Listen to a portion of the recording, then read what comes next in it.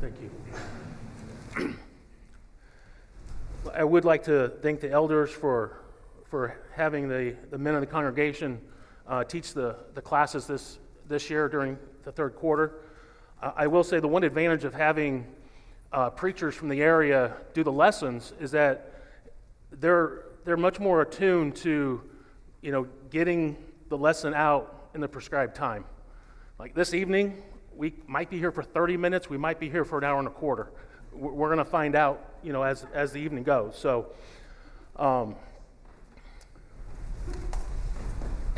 tonight we're going to look at fear of the Lord is the beginning of knowledge. Now this comes from the first half of Proverbs 1:7. I'm not looking at the whole verse because next week we'll be looking at the second half of this verse. Okay, so we're really just looking at this first part. The fear of the Lord is the beginning of knowledge. During Ryan's great summary last week to kick off this quarter, one of the things he mentioned was that some of these proverbs were most likely not created by or thought of by Solomon, but were actually already in the public domain, and he just took them and included them in the writings. And tonight's passage really is one of those that supports that. So we have, obviously, the reading from Proverbs 1:7, which says, "The fear of the Lord is the beginning of knowledge, but fools despise wisdom and instruction." If we go a little bit further, still in Proverbs, we have Proverbs 9:10, "The fear of the Lord is the beginning of wisdom, and the knowledge of the Holy One is understanding." But if we look a little bit deeper, we also see Psalm 110 or 111 verse 10, "The fear of the Lord is the beginning of wisdom. A good understanding have all those who do his commandments." And look back even further to Job 28 verse 28. It says, "And to man he said, God said, Behold, the fear of the Lord, that is wisdom, and to depart from evil is understanding." So certainly this is probably a proverb that was around long before Solomon. And tonight I want to start by looking at some of the key words, and really it's between both the Proverbs 1:7 and the Proverbs 9:10 passages. I want to look at fear, I want to look at knowledge, I want to look at wisdom, and then hopefully be able to tie those together so we can have some quality learning from what we have. So, what is the definition of fear, as in fear of the Lord? It means to have a healthy respect and reverence, in this case, of the Lord. Okay. A healthy respect for anyone else? I'm not sure it's limited to that, because I can remember when I was a teenager thinking about being baptized. It was terrible. I didn't want to go to heaven. And I think that can play a role. Certainly we want to grow towards the law. John talks about that. I think fear starts out sometimes as plain fear. I fully agree, and I want to explore that tonight. So the definition that I have from Strong's is it's to revere, lead to frighten, afraid, and dread. Now, revere certainly has that connotation of respect, but I do think it is, as Tim said, a healthy respect. I mean, and I don't think he just meant, a nice, calm respect, but it's an active respect, and it's really, to me, it's from that frightening, that afraid, that dread standpoint. We'll get a little bit more into fear in just a little bit. How about knowledge? What does knowledge mean?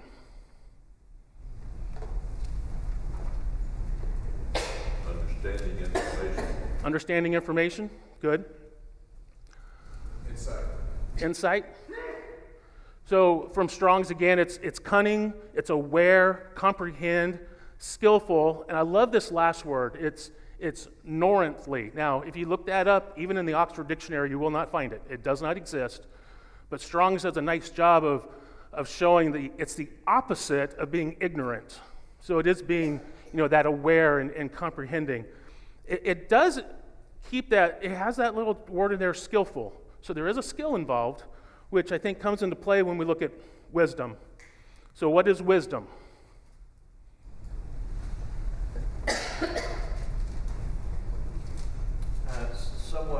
foresight, it's understanding, it's experiential in displaying good choices, it's discernment.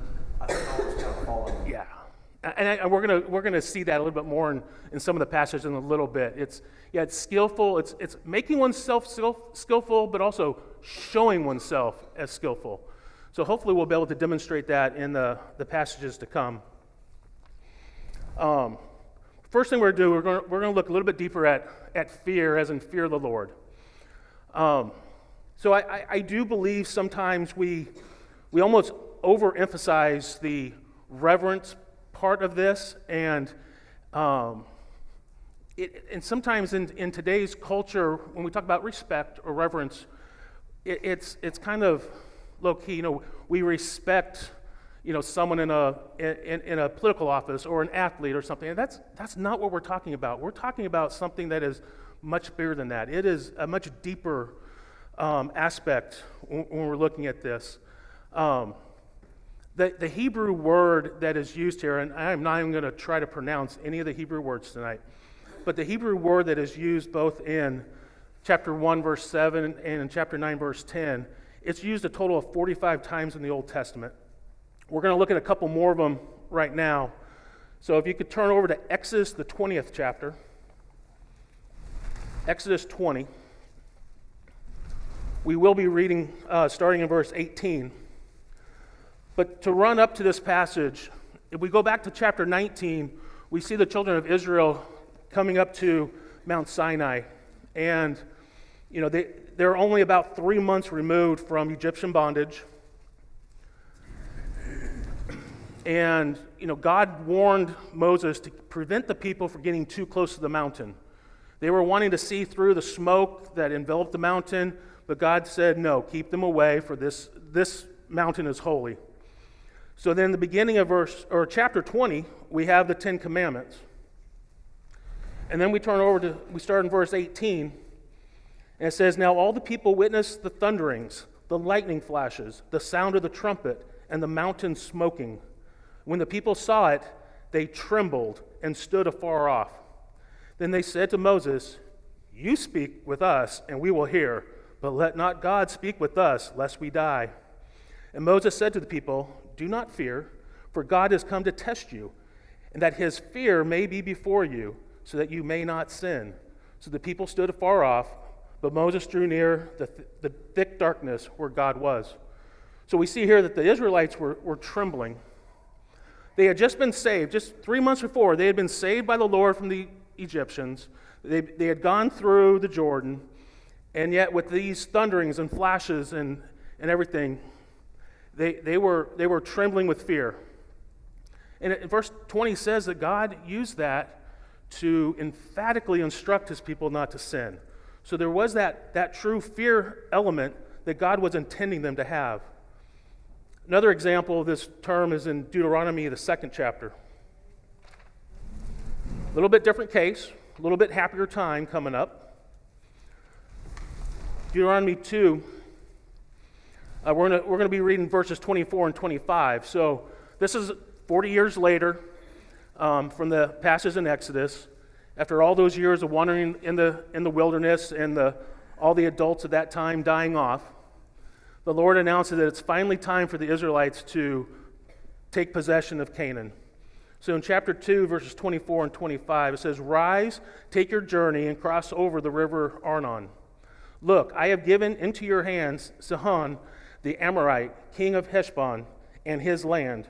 Begin to possess it and engage him in battle. This day I will begin to put the dread and fear of you upon the nations under the whole heaven, who shall hear the report of you and shall tremble and be in anguish because of you. So here it's not directly fear of the Lord, right? It's the fear of the Israelites who are being led by God, but God was saying, hey, the people who are in front of you, the people who now possess the land that you are taking, they are going to fear you and dread you, and be in anguish because of you. One last passage will be in Matthew 17. Now, I'm not even trying to suggest that this term in Matthew 17 is the same Hebrew term, since most of us know that the New Testament was not written in Hebrew. But I do think the feeling here is very similar. So we have verses 1 through 6 of Matthew 17. It says, "Now after 6 days, Jesus took Peter, James, and John his brother, led them up on a high mountain by themselves, and he was transfigured before them. His face shone like the sun, and his clothes became as white as the light. And behold, Moses and Elijah appeared to them, talking with him. Then Peter answered and said to Jesus, 'Lord, it is good for us to be here. If you wish, let us make here 3 tabernacles, one for you, one for Moses, and one for Elijah.' While he was still speaking, behold, a bright cloud overshadowed them, and suddenly a voice came out of the cloud saying, 'This is my beloved Son, in whom I am well pleased. Hear him.' And when the disciples heard it, they fell on their faces and were greatly afraid." So, I mean, I have trouble even imagining this scene. I know we've probably all seen paintings of it and pictures, drawn pictures of it. But this scene of Moses and Elijah speaking with Christ, what would have been going through Peter's and James and John's minds? And we have an inclination, but then to have this, had to be thunderous voice coming out, "This is my beloved Son in whom I am well pleased, hear him." I can only imagine how afraid they were, but I do think this is the same sense where, yes, there's reverence. There's a reason they fell on their face. It wasn't, falling on the face wasn't out of just fear. There was reverence there, but there was certainly fear, and it says that they were afraid. So I think one of the things we have to remember and think about when we're looking at a passage like Proverbs 1:7 is, yes, we do need to have a very healthy fear of God and what he can do. Now, fortunately, we know that his love has given us the out for when we do wrong. But we have to have that. We have to have that fear, and have that very healthy reverence of him. Questions, comments on fear? Fear causes us to stop. I'm afraid of heights. I don't go near ledges. I don't climb ladders. Why? Because it causes me to stop. The fear of the transfiguration caused Peter to stop running his mouth, which is a big feat. The fear of the mountain caused the Israelites to back away from the mountain. It caused them to stop. Now what you do with that after that, that's the beginning of the wisdom and the instruction. I've stopped now what I was going to do. When am I going to start doing? So there's a lot of passages that come to mind, several that I think tie into what you've already said. You talk about God's expectation of the people to fear. One of the passages that comes to mind in the Old Testament, Deuteronomy 21, regarding the rebellious son. And the very thing that he says at the end of that is, "And all the men in the city shall stone him to death with stones, so that you may put away the evil from among you, and all Israel shall hear and fear." And that's obviously there, the very thing we're talking about. That's not just, "Oh, we'll have good respect." I'm afraid I don't want that to happen to me. I think of a similar statement in the New Testament. Jesus used the same concept, Matthew 10 and verse 28. "Do not fear those," and sing the Majesty, "do not fear those who kill the body but cannot kill the soul, but rather fear him who is able to destroy both soul and body in hell." When Ananias' fire was struck down, says there was great fear came upon all. And then finally, the last one I mentioned is Hebrews chapter 10. It's a fearful thing to fall in the hands of the living God. And these are things that God himself says to motivate through this kind of fear.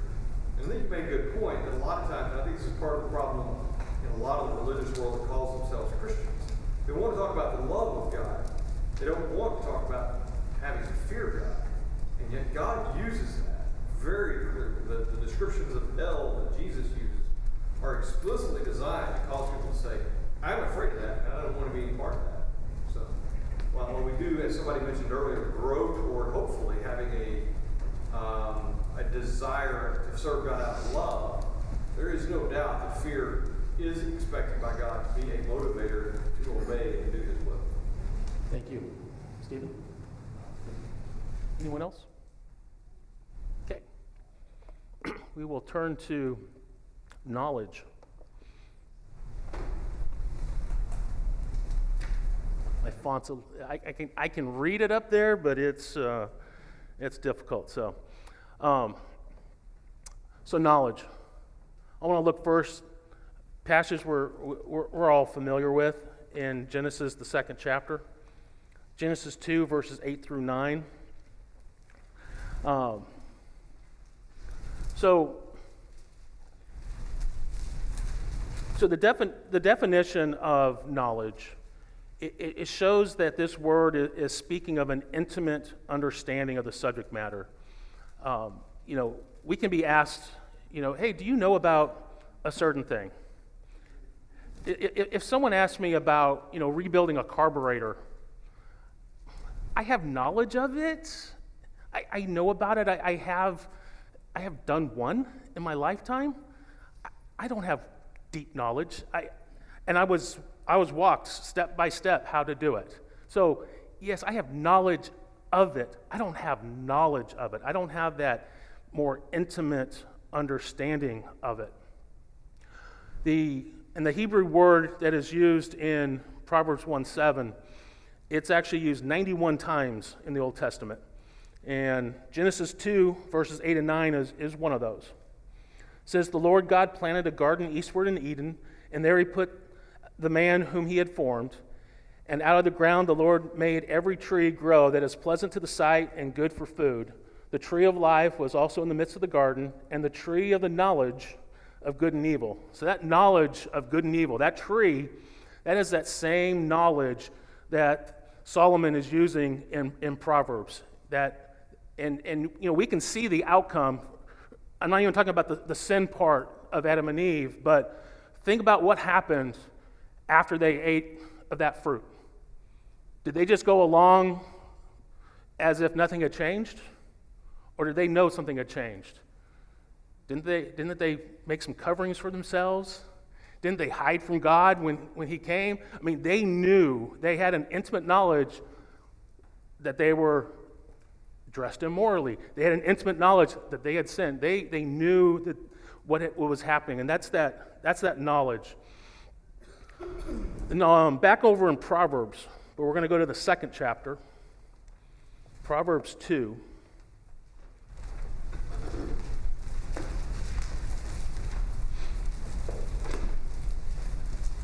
It's going to be verses 1 through 11. Proverbs 2, 1 through 11. "My son, if you receive my words and treasure my commands within you, so that you incline your ear to wisdom and apply your heart to understanding. Yes, if you cry out for discernment and lift up your voice for understanding, if you seek her as silver and search for her as for hidden treasures, then you will understand the fear of the Lord and find the knowledge of God. For the Lord gives wisdom, from his mouth come knowledge and understanding. He stores up sound wisdom for the upright. He's a shield to those who walk uprightly. He guards the paths of justice and preserves the way of his saints. Then you will understand righteousness and justice, equity, and every good path. When wisdom enters your heart and knowledge is pleasant to your soul, discretion will preserve you, understanding will keep you." So we look at this, verse 1, it talks about, treasuring his commands. If you treasure something, it's a whole lot different than just, hey, here are my commands, try to remember them. No, it's treasure the commands. Verse 2 talks about inclining, turning your ear to wisdom, actively listening. We hear that in the world, right? Active listening. It's actually listening for understanding. And in the second half of that verse, applying your heart to understanding. It's like your intention is to understand. Your intention is not just to read something. It's actually to understand it. In verse 3, to cry out for discernment. Verse 4, seek wisdom as if it was silver and search for wisdom like it's a hidden treasure.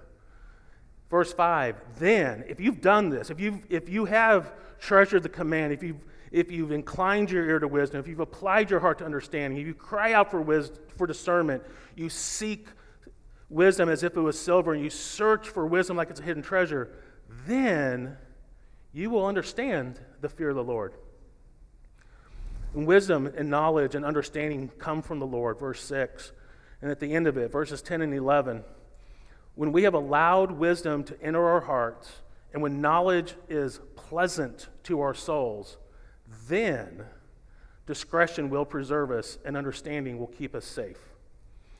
Again, this knowledge is an intimate knowledge. It must become a part of us. And then finally, Matthew 13.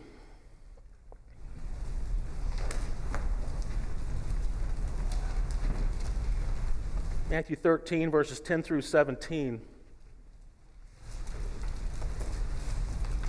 Says, "And the disciples came and said to him, 'Why do you speak to them in parables?' And he, Jesus, answered and said to them, 'Because it has been given to you to know the mysteries of the kingdom of heaven, but to them it has not been given. For whoever has, to him more will be given, and he will have abundance. But whoever does not have, even what he has will be taken away from him. Therefore I speak to them in parables, because seeing they do not see, and hearing they do not hear, nor do they understand. And in them the prophecy of Isaiah is fulfilled, which says, Hearing you will hear and shall not understand, and seeing you will see and not perceive. For the hearts of this people have grown dull, their ears are hard of hearing, and their eyes have closed, lest they should see with their eyes and hear with their ears, lest they should understand with their hearts and turn, so that I should heal them.'" So we see here really the opposite, or what happens when someone does not seek after and go after knowledge, as we read in Proverbs 2.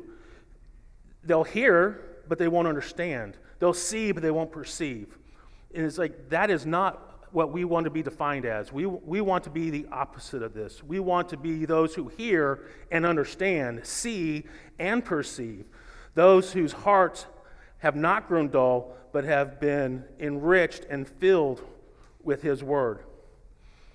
And then he will heal us. Questions, comments on knowledge? But when I was teaching, I would try to give analogies to some of the more difficult biological processes. It always made application to the actual process. But on the test, there were always several that gave me the analogy rather than what it meant. And that's what the parables did, and that's gathering information but not understanding. That understanding is the key, right? If we don't understand it, it's useless. Anyone else? I really appreciate what you brought out with regard to Proverbs chapter 2, because to me that passage really helps me understand Proverbs 1 verse 7 better. And I was thinking about Psalm 14 verse 1, where it says, "The fool has said in his heart, there is no God." And then later on in that psalm, in verse 4, it says, "Have all the workers of iniquity no knowledge? Who eat up my people as they eat bread, and do not call on their Lord?" When we start without the proper motivation and the proper foundation, then the path that we find ourselves on is not leading us to true knowledge. It's leading us down the road of falsehood, folly, foolishness. And so really, my understanding, at least, based on what we talked about tonight, is that the fear of the Lord is that foundation that leads us on to true knowledge, and that which is everlasting beyond what we experience in this world. Exactly. Anyone else? All right, we will hit wisdom. So again, it's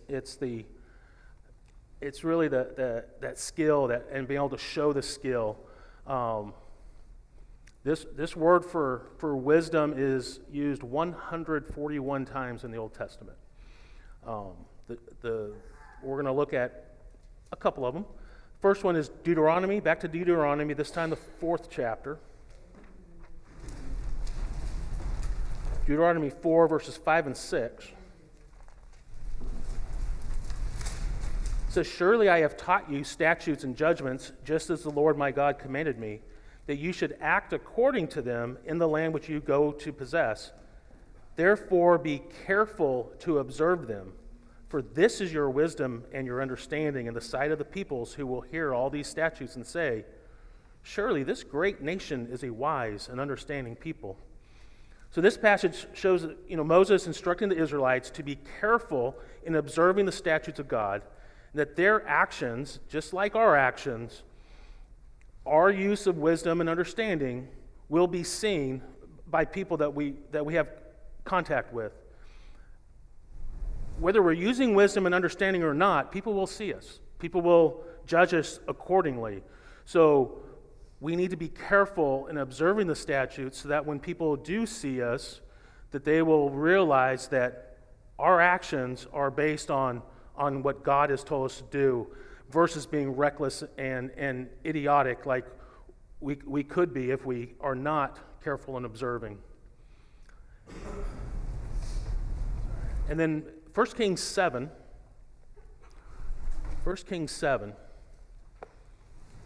This is a passage that really isn't teaching us to do anything, but I think it really explains the term wisdom pretty well.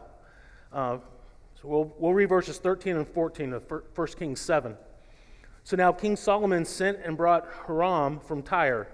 He was the son of a widow from the tribe of Naphtali, and his father was a man of Tyre, a bronze worker.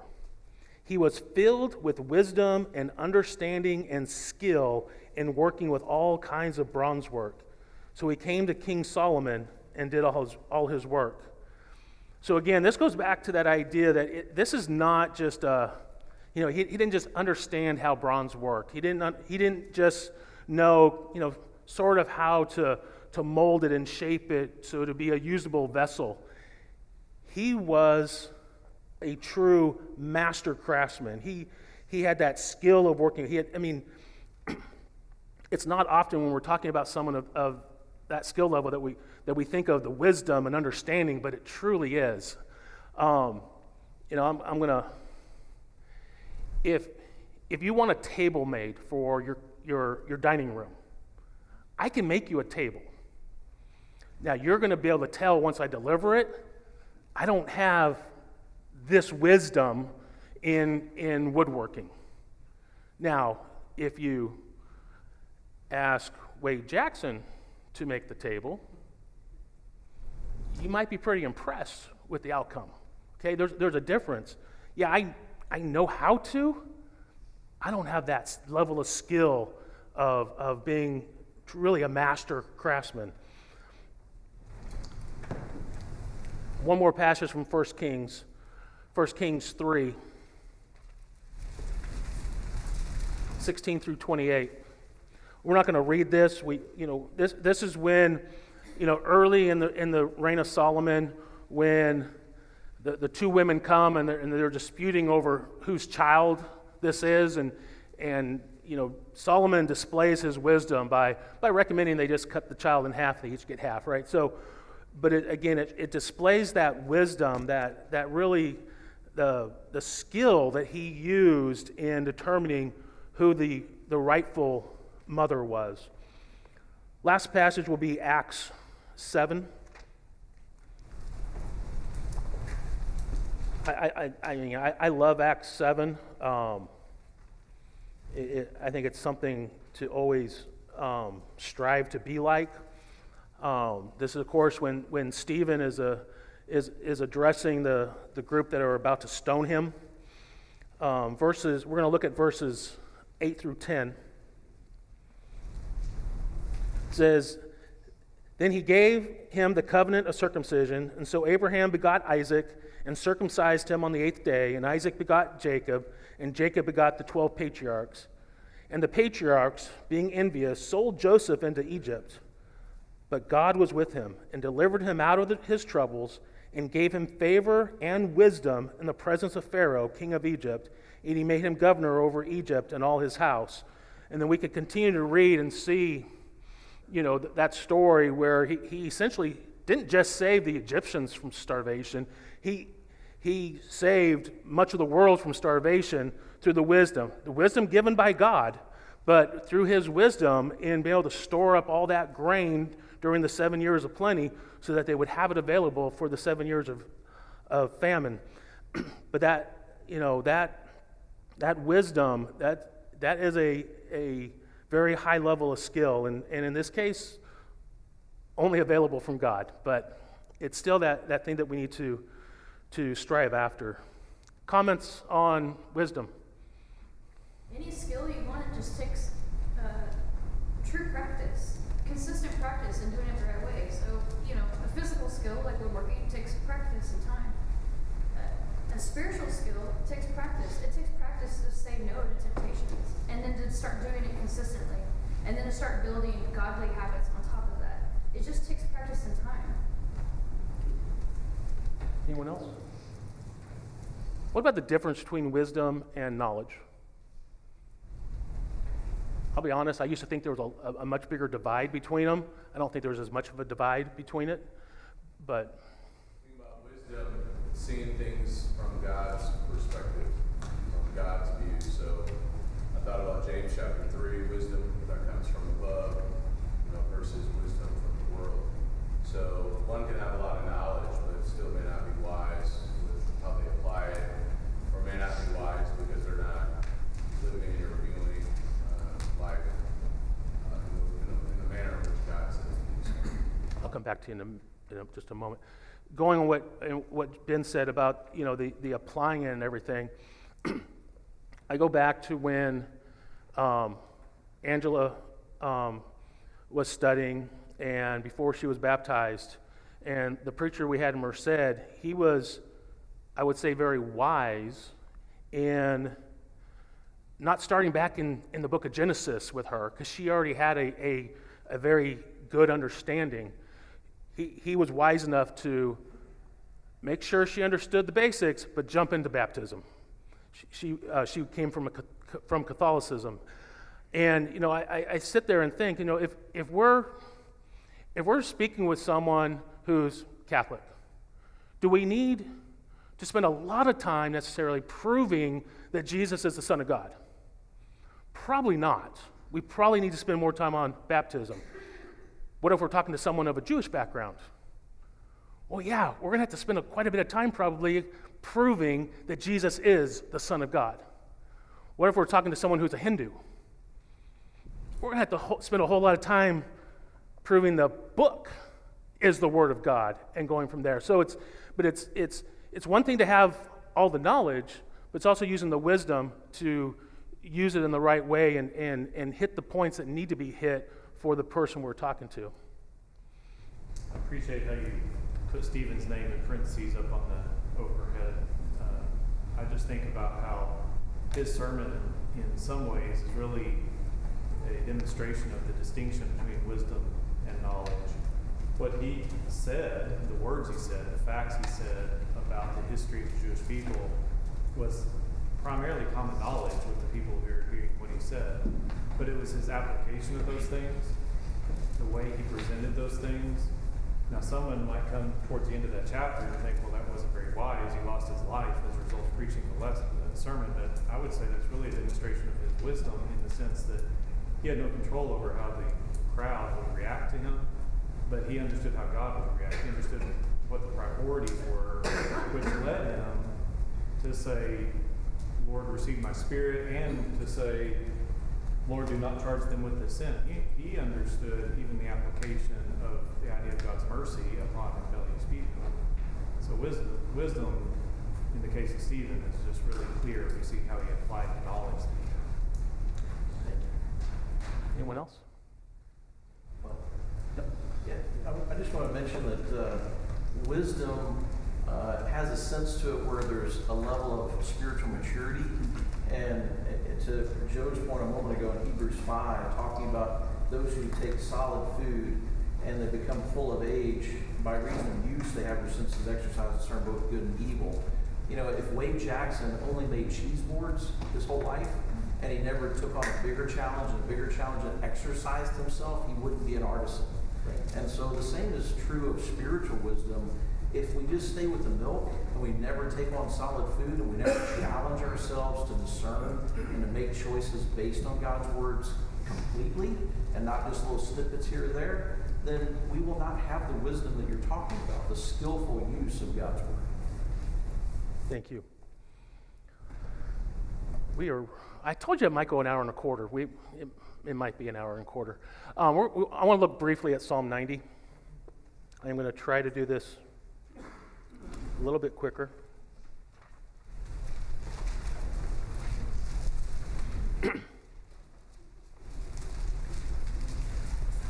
Psalm 90, it talks about the eternity of God and the frailty of God. Verses 1 and 2, it says, Lord, you have been our dwelling place in all generations, before the mountains were brought forth, or ever you had formed the earth and the world, even from everlasting to everlasting, you are God. Going back to our earlier comment about fear and then growing into love, I've thought about, on this passage, if just for a moment, pretend that the Bible told us that there was no afterlife. All there was this life. When you die, you return to ash, and that's it. Just pretend that for a moment. What Moses writes here, or ever you had formed earth and the world, even from everlasting to everlasting, you are God. He is still of such a preeminent nature. He is still so magnified. We should still want to worship him and obey him, even if there was no promise of life eternal with him. Now, fortunately for us, there is life eternal. There is that hope. I want to skip down probably to verses 11 and 12. It says, who knows the power of your anger? For as the fear of you, so is your wrath. So teach us to number our days, that we may gain a heart of wisdom. Again, it's starting with fear and knowing his anger and his wrath. And because of that, saying, Lord, teach us to number our days, teach us to realize that this life is short, and help us to have this heart of wisdom. So again, it goes back to, that beginning is from wisdom. We have we get to go all the way to 8 o'clock, right? Okay. I was thinking we had to stop at 2 till. Okay. Verses 13 and 14. It says, return, O Lord, how long? And have compassion on your servants. O satisfy us early with your mercy, that we may rejoice and be glad all our days. Moses here is seeking compassion and mercy from the Lord. The people, have obviously sinned. He's asking for forgiveness for himself and also for the people. But he's also expressing that understanding, that knowledge, that wisdom, that peace is only possible through the Lord, and our ability to truly enjoy the blessings that he gives us is only possible with that peace, when we are with him, we are following him and understanding him and actively trying to serve him. And then verses 16 and 17, let your work appear to your servants and your glory to their children, and let the beauty of the Lord our God be upon us, and establish the work of our hands for us. Yes, establish the work of our hands. Letting God guide us. So letting God guide us in all ways. And that, going back to verse 10, that fear, that anguish, that knowing his wrath, but letting God guide us and understanding that we need to allow ourselves to be guided by him completely. Amber alert's going off. So we're going to skip. We're going to look at Proverbs 1, 20 through 33. We don't have time.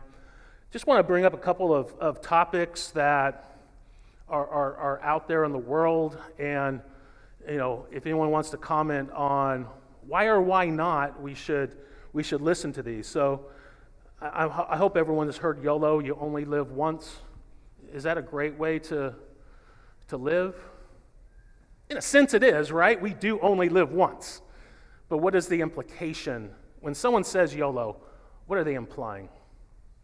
Live it up. live it up, right? They're not implying, it is up to man, to die once, right? They're not talking about that.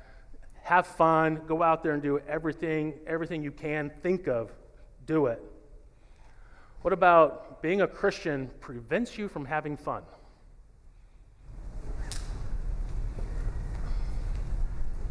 Maybe if at times when our faith is weak, it might feel like it prevents us from having some fun. When faith is strong, actually it doesn't prevent us at all, right? And that's kind of the mindset, and I think that does come from wisdom at times. For the younger ones here,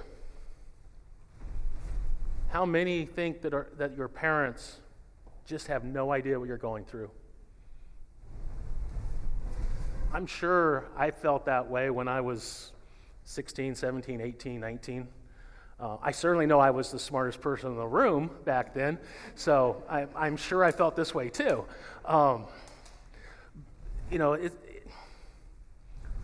We have to understand that, if we're actually trying to listen to God, and God tells us to respect our parents, and God says to listen and to learn from our elders, that has to end up clicking at some point to where I need to listen to my parents. I need to seek guidance from them too, because they probably have been through this. I saw a clip recently. It was President Reagan. He was talking about his time when he was a governor of California and how there were some riots. I know that's hard to believe in California. There were some riots on the college campuses, and they had sent a delegation to meet with, at that time, Governor Reagan. And they went through this big list of demands. They went through this whole presentation and talking about how out of touch the governor was and all his people, because, when they grew up, there wasn't, all this high-tech stuff. I didn't grow up with cell phones. I didn't grow up with all these luxuries. And Governor Reagan thought about it for a moment and said, you're right. My generation did not grow up with these. We invented these. So, when you're young, just remember us older people are not always wrong. Oh, wrong button. What about you can always ask God for forgiveness later? I'm sure some of us have thought of it. We've probably heard it. It's not your soul to be required of you, rich man. Yeah, how do you know you're going to have time to repent, right? Last one I have. It's okay, you won't get caught. And you may not by anyone on this planet. But, want to say that again, Kevin? Any final thoughts on this topic of fear? Fear of the Lord is the beginning of knowledge and wisdom. If not, thank you all, and we'll see you all Sunday.